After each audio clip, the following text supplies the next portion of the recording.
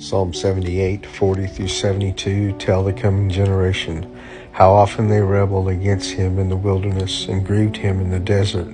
They tested God again and again and provoked the Holy One of Israel. They did not remember his power or the day when he redeemed them from the foe, when he performed his signs in Egypt and his marvels in the fields of Zoan. He turned their rivers to blood so that they could not drink of their streams. He sent among them swarms of flies which devoured them, and frogs which destroyed them.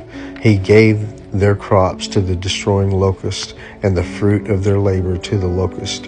He destroyed the vines with hail, and their sycamores with frost.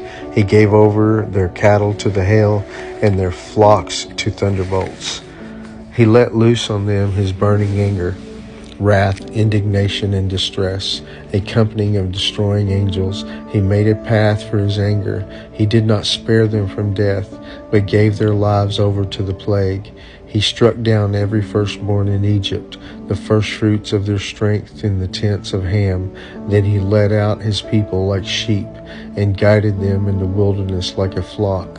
He led them in safety, so that they were not afraid, but the sea overwhelmed their enemies, and he brought them to his holy land, to the mountain which his right hand had won. He drove out nations before them. He apportioned them for a possession, and settled the tribes of Israel in their tents. Yet they tested and rebelled against the Most High God, and did not keep his testimonies, but turned away and acted treacherously like their fathers. They twisted like a deceitful bow, for they provoked him to anger with their high places. They moved him to jealousy with their idols. When God heard, he was full of wrath, and he utterly rejected Israel. He forsook his dwelling at Shiloh, the tent where he dwelt among mankind, and delivered his power to captivity, his glory to the hand of the foe. He gave his people over to the sword, and vented his wrath on his heritage.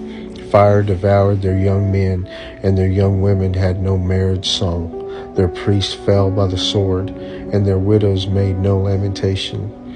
Then the Lord awoke as from sleep, like a strong man shouting because of wine, and he put his adversaries to rout. He put them to everlasting shame. He rejected the tent of Joseph. He did not choose the tribe of Ephraim, but he chose the tribe of Judah, Mount Zion, which he loves. He built his sanctuary like the high heavens, like the earth which he has founded forever.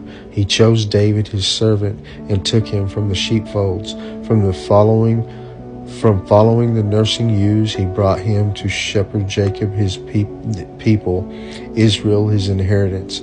With upright heart he shepherded them, and he guided them with his skillful hand.